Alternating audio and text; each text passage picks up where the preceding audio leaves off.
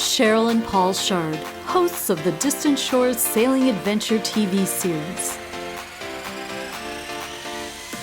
This time we save a boat from sinking in Panama, evaluate a boat monitoring system called BRNKL, and load Distant Shores 3 onto a ship for transport to her new owners.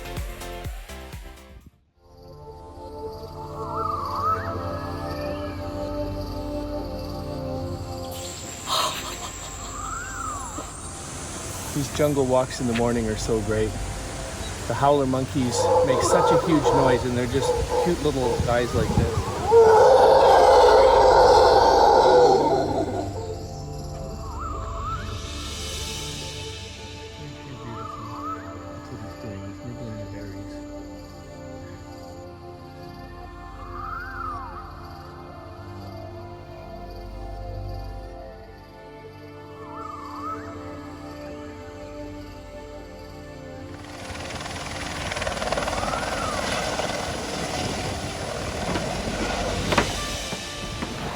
Okay, so today's project, I've been working on the BRNKL installation, which is a monitoring and boat security system. It's pretty cool.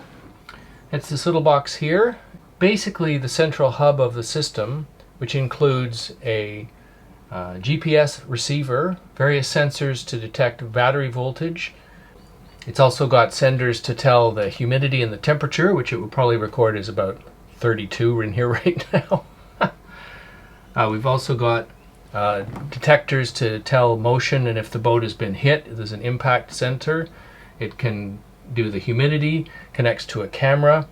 What I've got it hooked up to right now is batteries, so it's sensing the battery level down here, and it has a GPS antenna that's connected up also so it can tell the position. It's a really neat little installation. It was quite straightforward to install. Comes in a small box with this little white unit, and then I just mounted the GPS, which is just up in here also, and the camera, which is up there. Very neat install. As a monitoring system, it seems incredible. Included right in the box is the SIM card. That's a world connected SIM. So as soon as we plugged it in and created an account on the BRNKL website, signal is being sent through the cell system. I didn't have to do anything about that. If we go to some new country, we'll show up, it'll talk to the new cell system, sign on, and send these little updates every few hours to tell what the voltage is and how everything's doing on board. Highly recommended. This system would have helped the boat docked beside us, whose owner has flown home to the Netherlands. Yes, Shelter Bay Marina. It's Distant Shores out here beside the Yacht Different. And I think they're having a problem. I think perhaps they're taking on water over. We got up this morning and we can see that they're down on their lines by around perhaps 6 inches. Partly because you see there's no line around the water line anymore. You'd expect to see a little bit of dirt and just sort of frickin' sinking, man. There's like 2 feet of water in the bilge. Marina staff open the boat and bring an emergency pump.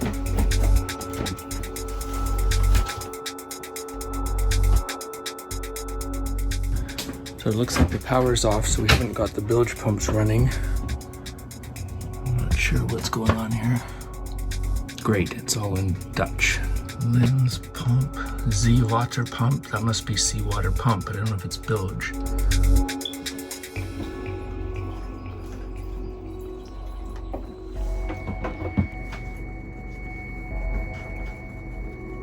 The problem is the power for the pump. Yeah. Off. Low battery. Low battery.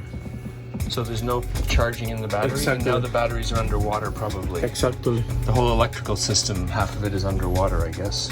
The rain was super heavy, the electric power wasn't working, and because the power was off, the alarm didn't come on either, or we would have heard the alarm. The thing is, the water tastes fresh, so you know they haven't got any seawater. It's only water that's come in from the fresh, which has to be from the rain, because your water was turned off outside, right? That is not correct. Over 12,000 liters, 3,000 gallons of water have come in, and it just couldn't all have come from rain in just one evening. The secret lies in the differing density of salt and fresh water. Turns out I should have literally dug a little deeper for the answer here. The fresh water dripping in from the rain formed a layer that stayed separate from the salt water, which was leaking in from a broken fitting below the water line. I tasted the water on the top of a bilge 2 feet deep. The heavier salt water kept lifting the freshwater layer up, and with the calm conditions in the marina, the two masses of water stayed apart.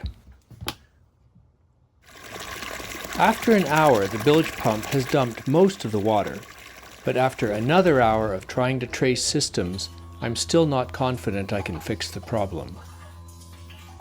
The owner isn't in the country, and eventually the decision is taken to haul out the boat and sort the problem in the boatyard.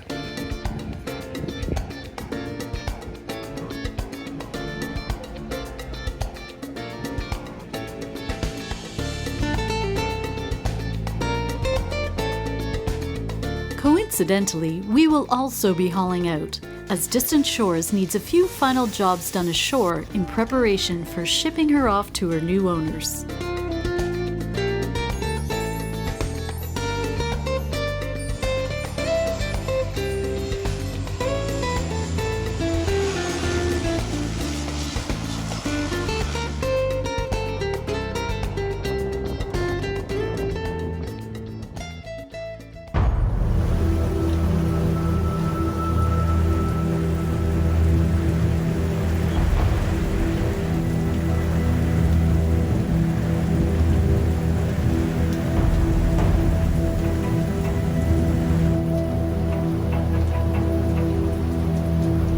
It's the last morning on the boat before she gets loaded on the ship, apparently.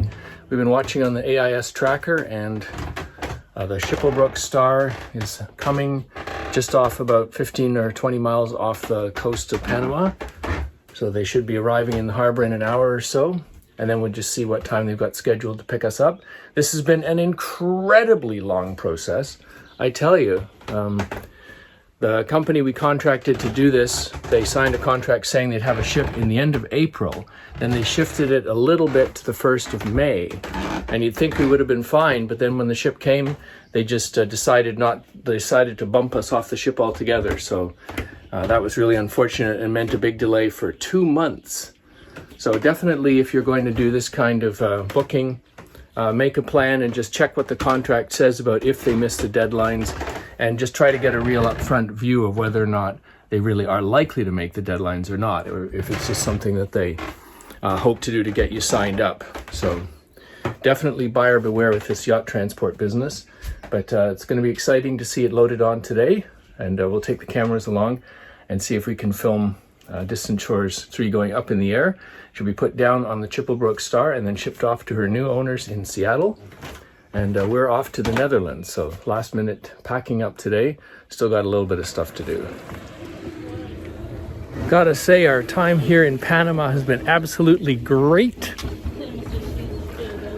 I must say, just totally fabulous. We have loved our stay here, this little corner of Panama, and they've really looked after us here and made sure that make the best of the COVID time and be able to get out and talk to people and everything. So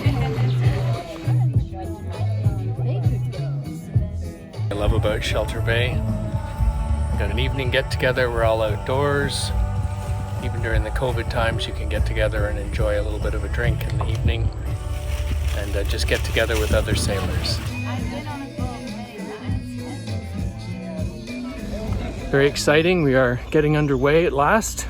We just got the call to bring the boat out just in time. It's been a gorgeous day, and there's this freaking huge black cloud coming over Cologne town. That's where we're headed, actually. All right, maneuvering out of this berth for the last time, incredibly, after 2 months of waiting.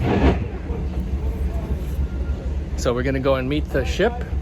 Yeah, we have been waiting for 2 months for this to happen, and now all of a sudden it seems to be coming very quickly, but really thrilled to experiment and try this yacht transport stuff. So we're just heading over toward the port over here, and it looks like the Chipolbrok Star has gone right into the port. We thought that they were going to anchor out.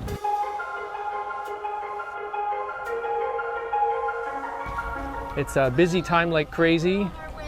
Cheryl's talking to Enrique on the phone. We've got about 15 minutes to go, I guess, until we get into the area by the Chipolbrok Star, and we should be loading. We're supposed to be one of the first loading and we'll be over there shortly.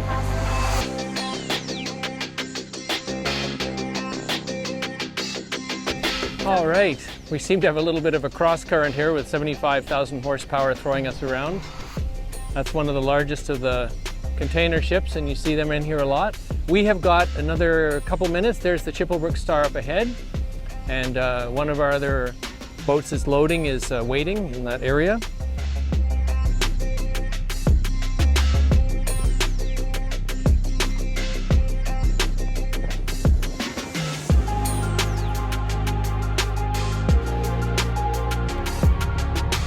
The Chipolbrok Star is 660 feet long and has been chartered by our Yacht Transport company, who has crammed the deck with yachts bound for the US West Coast. Chipolbrok is a heavy lift class ship and can load herself with her large deck-mounted cranes rated for 300 tons. This ship loaded most of these yachts in Florida, all bound for the Pacific coast, and they left room for the 5 of us loading here in Panama. That's very cool. It's like they lift with both of the slings are aft of the mast instead of having one in front of the mast like you'd normal with the travel hoist. But of course we have to remove the backstay, so I'm just going to get ready and take the backstay off next. Okay guys, so this is probably it. They're just finishing loading. You can see in the background they're just loading the catamaran that they just lifted. So they'll be loading us, and then they're not letting us stay around. So as soon as basically the slings get on and before they lift her, then they're going to kick us off. So we've got the boat ready to turn it off, turn everything off, and we'll be back to the marina again. I'm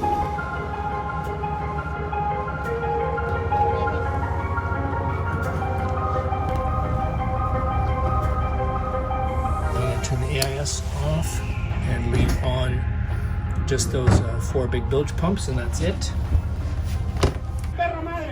Everybody's having way too much fun here today. All right. Divers in the water already. We need to get out of here. I think we've got everything tied off.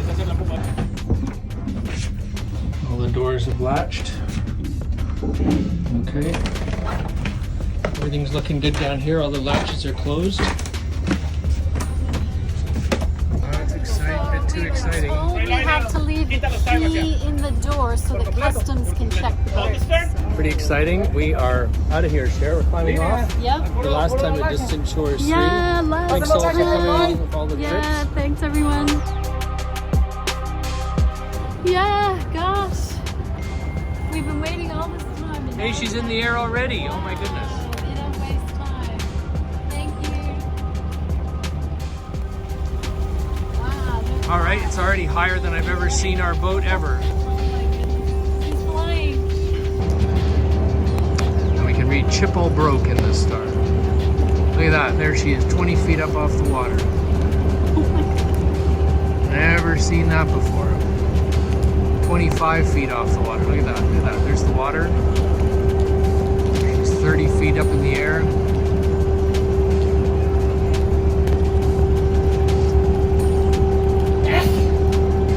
Oh my God, 40 feet in the air. Criping criminies, that is serious, look at that. Is there a boat up there? Yes, there's a boat way up there. That was like the wrong time to remember that you left your wallet on board or something.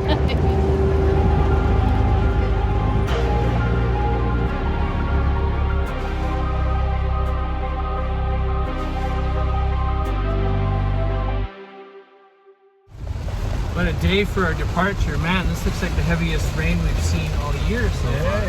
It's Panama, our shelter base way of crying for you guys living, you know?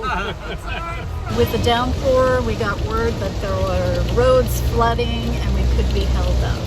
So kindly Wanho is taking us to Panama City, and it's going to be an adventure. That adventure starts as we fly from Panama to the Netherlands to begin the project to build Distant Shores 4. Join us next time as we look at options for the ultimate tough aluminum expedition sailboat. Please give us a thumbs up if you enjoyed this episode, and subscribe to follow on as we go through the custom build process.